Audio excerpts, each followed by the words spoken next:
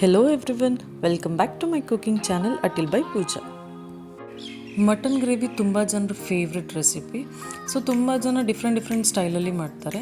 ಇವತ್ತು ನಾನು ನಮ್ಮ ಮಂಗಳೂರು ಸ್ಟೈಲಲ್ಲಿ ಯಾವ ರೀತಿ ಮಟನ್ ಕರಿನ ಮಾಡ್ತೀವಿ ಅಂತ ನಾನು ತೋರಿಸ್ತಾ ಇದ್ದೀನಿ. ನಾನಿಲ್ಲಿ ಒಂದು 3/4 kg ಮಟನ್ ತೊಗೊಂಡಿದ್ದೀನಿ. ಮಟನ್ನ ಚೆನ್ನಾಗಿ ತೊಳೆದ್ಬಿಟ್ಟು ಅದಕ್ಕೆ ಪೆಪ್ಪರ್ ಪೌಡರ್ 1 ಸ್ಪೂನ್ ಮತ್ತು 1 ಸ್ಪೂನ್ ಜಿಂಜರ್ ಗಾರ್ಲಿಕ್ ಪೇಸ್ಟ್ನ ಹಾಕಿ 2ರಿಂದ 3 ಸ್ಪೂನ್ ಇವಾಗ ಇಲ್ಲಿ ಮೊಸರು ಹಾಕಿದ್ದೀನಿ. ಮೊಸರು ಹಾಕೋದ್ರಿಂದ ಏನಾಗುತ್ತೆ, ಮೀಟ್ ತುಂಬಾ ಸಾಫ್ಟಾಗಿ ಟೆಂಡರಾಗಿ ಬರುತ್ತೆ. ನೆಕ್ಸ್ಟ್ ಇಲ್ಲಿ ಇವಾಗ ನಾನು ರುಚಿಗೆ ತಕ್ಕಷ್ಟು ಉಪ್ಪನ್ನ ಹಾಕೋತಾ ಇದ್ದೀನಿ. ಇಲ್ಲಿ ನೀವು ನೋಡ್ತಾ ಇರ್ಬೋದು, ನಾನು ಕಲ್ಲುಪ್ಪನ್ನ ಬಳಸ್ತಾ ಇದ್ದೀನಿ. ನಾರ್ಮಲಿ ಯಾವುದೇ ಒಂದು ನಾನ್ ವೆಜ್ ಡಿಶ್ ಮಾಡಬೇಕಾದ್ರೆ ಕಲ್ಲುಪ್ಪನ್ನ ಬಳಸೋಕ್ಕಾದಷ್ಟು ಟ್ರೈ ಮಾಡಿ, ಬಿಕಾಸ್ ಕಲ್ಲುಪ್ಪನ್ನ ಬಳಸೋದ್ರಿಂದ ಟೇಸ್ಟ್ ತುಂಬಾ ಡಿಫ್ರೆಂಟಾಗಿ ಬರುತ್ತೆ ನಾರ್ಮಲ್ ಸಾಲ್ಟ್ಗಿಂತ. ನೆಕ್ಸ್ಟ್ ಒಂದು 2ರಿಂದ 3 ಸ್ಪೂನ್ ಅರಿಶಿನ ಹಾಕ್ಕೊಂಡಿದ್ದೀನಿ. ನಂತರ ಒಂದು 2ರಿಂದ 3 ಕಾಯಿ ಮೆಣಸನ್ನು ಕಟ್ ಮಾಡಿಬಿಟ್ಟು ಹಾಕಿದ್ದೀನಿ. ಇದನ್ನೆಲ್ಲನೂ ಚೆನ್ನಾಗಿ ಮಿಕ್ಸ್ ಮಾಡಿ ಸ್ವಲ್ಪ ನೀರು ಹಾಕ್ಬೋದು, ಇಲ್ಲ ನೀರು ಹಾಕ್ದಲೇ ವಿಷಲ್ ಕೂಗಿಸ್ಕೋಬೋದು. ಸ್ವಲ್ಪ ನೀರು ಹಾಕಿದರೆ ಏನೂ ಪ್ರಾಬ್ಲಮ್ ಇರಲ್ಲ. ಸ್ವಲ್ಪ ಹಾಕಬೇಕು, ಜಾಸ್ತಿ ಹಾಕಬಾರ್ದು.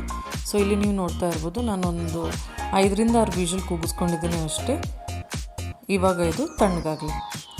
ನೆಕ್ಸ್ಟ್ ಇವಾಗ ಮಸಾಲ ರೆಡಿ ಮಾಡ್ಕೋಬೇಕು. ಮಸಾಲಕ್ಕೆ ಇವಾಗ ಸ್ವಲ್ಪ ಮೆಂತೆಕಾಳು, ಕೊತ್ತಂಬರಿ ಬೀಜ, ಜೀರಿಗೆ, ಕಾಳು ಮೆಣಸು, ಕರಿಬೇವು ಸೊಪ್ಪು. ನಂತರ ಇಲ್ಲಿ ಗರಂ ಮಸಾಲ ಹೋಲ್ ಸ್ಪೈಸಸ್. ನಾನು ತುಂಬ ಮಿನಿಮಮ್ ಗರಂ ಮಸಾಲ ತೊಗೊಂಡಿದ್ದೀನಿ, ಜಾಸ್ತಿ ಗರಂ ಮಸಾಲ ನಾವು ಆ್ಯಡ್ ಮಾಡೋಕ್ಕೆ ಹೋಗ್ತಾ ಇಲ್ಲ. ಜಜ್ಜಿರೋ ಅಂಥ ಶುಂಠಿ, ಬೆಳ್ಳುಳ್ಳಿ, ಟೊಮ್ಯಾಟೊ, ಕೊತ್ತಂಬರಿ ಸೊಪ್ಪು, ಕೆಂಪು ಮೆಣಸು ಮತ್ತು ಆನಿಯನ್.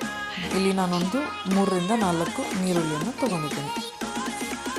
ಇವಾಗ ಫಸ್ಟ್ ನಾವು ಇದನ್ನೆಲ್ಲ ಇವಾಗ ನಾನು ಏನು ಮಸಾಲ ಎಲ್ಲ ಹೋಲ್ ಸ್ಪೈಸಸ್ ಎಲ್ಲ ತೋರಿಸ್ತೆ ಅದನ್ನೆಲ್ಲನೂ ಇವಾಗ ಚೆನ್ನಾಗಿ ರೋಸ್ಟ್ ಮಾಡ್ಕೋಬೇಕಾಗುತ್ತೆ. ಸೊ ಇಲ್ಲಿ ಸ್ಟಾರ್ಟಿಂಗ್ ವಿತ್ ಹೋಲ್ ಸ್ಪೈಸಸ್. ಇಲ್ಲಿ ನೋಡ್ತಾ ಇರ್ಬೋದು, ನಾನು ಬರೀ 2 ಏಲಕ್ಕಿ, 3 ಕಾಳು ಲವಂಗ, ಒಂದು ಸಣ್ಣ ಚಕ್ಕೆ, 1 ಪಲಾವ್ ಎಲ್ಲ ತೊಗೊಂಡಿದ್ದೀನಿ ಅಷ್ಟೇ. ನಂತರ ಇವಾಗ ಇದಕ್ಕೆ ಶುಂಠಿನ ಆ್ಯಡ್ ಮಾಡ್ತಾ ಇದ್ದೀನಿ.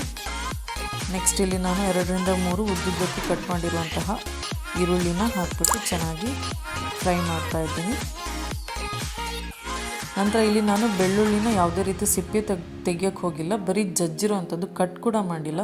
ಸೊ ನೀವು ಜಜ್ಜಿರೋದಕ್ಕೂ ಕಟ್ ಮಾಡಿರೋದಕ್ಕೇನು ಡಿಫ್ರೆನ್ಸ್ ಅಂತ ಕೇಳ್ಬೋದು. ಜಜ್ಜಿರೋ ಬೆಳ್ಳುಳ್ಳಿ ಹಾಕಿದರೆ ಮಸಾಲ ತುಂಬಾ ಚೆನ್ನಾಗಿ ಸ್ವಲ್ಪ ಡಿಫ್ರೆಂಟಾಗಿ ನಿಮಗೆ ಫ್ಲೇವರ್ ಕೊಡುತ್ತೆ. ನೆಕ್ಸ್ಟ್ ಇಲ್ಲಿ ಕರಿಬೇವು ಹಾಕಿದ್ದೀನಿ, ಒಂದು 2ರಿಂದ 3 ಸ್ಪೂನ್ ಕೊತ್ತಂಬರಿ ಬೀಜ ಹಾಕಿದ್ದೀನಿ, 1 ಸ್ಪೂನಷ್ಟು ಜೀರಿಗೆ ಹಾಕ್ಕೊಂಡು ಚೆನ್ನಾಗಿ ಇದನ್ನು ರೋಸ್ಟ್ ಮಾಡ್ತಾಯಿದ್ದೀನಿ.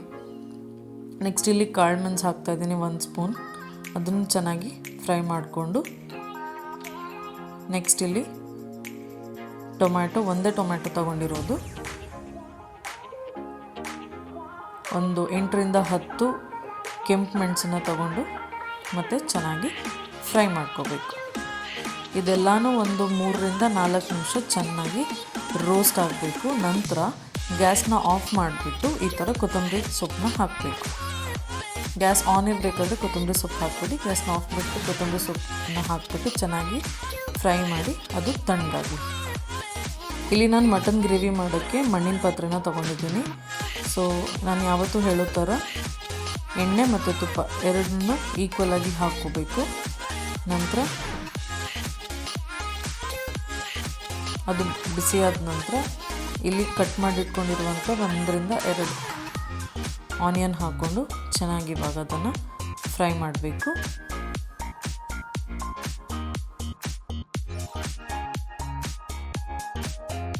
ಚೆನ್ನಾಗಿ ಅದು ರೋಸ್ಟ್ ಆಗಲಿ. ಸೊ ಈ ಕಡೆ ಆಲ್ರೆಡಿ ನಾವು ಮಟನ್ ಏನು ವಿಷಲ್ ಕೂಗಿಸ್ಕೊಂಡಿದ್ದೀವಲ್ಲ, ಅದು 80% ಕುಕ್ ಆದರೆ ಸಾಕು.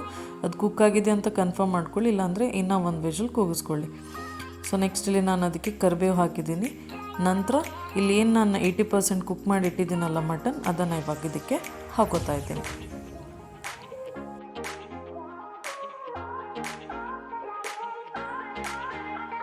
ಚೆನ್ನಾಗಿ 1-2ರಿಂದ 3 ನಿಮಿಷಗಳ ಕಾಲ ಈ ಥರ ಕುದಿ ಬರಲಿ. ಸೊ ನಾವೇನು ಆವಾಗ ಮಸಾಲ ರೋಸ್ಟ್ ಮಾಡಿಟ್ಕೊಂಡಿದ್ವಲ್ಲ ಅದನ್ನು ಈ ಥರ ಗ್ರೈಂಡ್ ಮಾಡ್ಕೊಂಡು ಮಸಾಲ ಮಾಡ್ಕೊಂಡು ರೆಡಿ ಮಾಡ್ಕೊಂಡಿದ್ವಿ. ಇವಾಗ ಗ್ರೈಂಡ್ ಮಾಡಿಟ್ಕೊಂಡಿರೋ ಮಸಾಲಾನ ಇದಕ್ಕೆ ಹಾಕ್ತಾ ಇದ್ದೀನಿ. ಚೆನ್ನಾಗಿ ಇವಾಗ ಮೀಡಿಯಮ್ ಫ್ಲೇಮಲ್ಲಿ 10ರಿಂದ 15 ನಿಮಿಷ ಕುದ್ರೆ ಸಾಕು. ಬಿಕಾಸ್ ಇಲ್ಲಿ ಮಾಂಸ ಏನು ಚೆನ್ನಾಗಿ ಬೇಯಬೇಕು ಅಂತೆಲ್ಲ, ಬಿಕಾಸ್ ನಿಮಗೆ ಗೊತ್ತಿರೋ ಥರ ಮಟನ್ ಆಲ್ರೆಡಿ 80% ಕುಕ್ ಆಗಿದೆ. ಸೊ ಇಲ್ಲಿ ನೀವು ಮೀಡಿಯಮ್ ಫ್ಲೇಮಲ್ಲಿ ಚೆನ್ನಾಗಿ ಇದನ್ನು ಬೇಯಿಸ್ಕೋಬೇಕು. ಇಲ್ಲಿ ನಮಗೆ ಮಸಾಲ ಚೆನ್ನಾಗಿ ಬೇಯಬೇಕು ಆ್ಯಂಡ್ ಮಟನ್ ಪೀಸಸ್ಗೆ ಮಸಾಲ ಚೆನ್ನಾಗಿ ಹಿಡ್ಕೋಬೇಕು.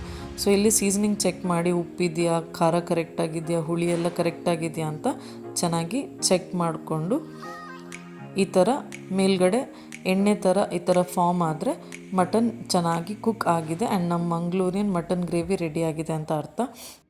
ಇದನ್ನು ನೀವು ದೋಸೆ ಜೊತೆ, ಇಡ್ಲಿ ಜೊತೆ, ಅನ್ನದ ಜೊತೆ, ಅಪ್ಪಮ್ ಜೊತೆ ಅಥವಾ ಇಡಿಯಪ್ಪಮ್ ಅಥವಾ ನಮ್ಮ ಕಡೆ ಅದನ್ನು ಸೇಮೆ ದಡ್ಡಿ ಅಂತಾರೆ, ಇದ್ರ ಜೊತೆ ಇದು ತುಂಬಾ ಒಳ್ಳೆ ಕಾಂಬಿನೇಷನ್. ಡೆಫಿನೆಟಾಗಿ ಟ್ರೈ ಮಾಡಿ, ಎಲ್ಲರೂ ಇಷ್ಟಪಟ್ಟು ತಿಂತಾರೆ. ಸೊ ಇಲ್ಲಿ ತನಕ ವೀಡಿಯೋನ ಸಬ್ಸ್ಕ್ರೈಬ್ ಮಾಡದೆ ನೋಡ್ತಾ ಇರೋರು ಪ್ಲೀಸ್ ಸಬ್ಸ್ಕ್ರೈಬ್ ಮಾಡಿ. Thank you for watching.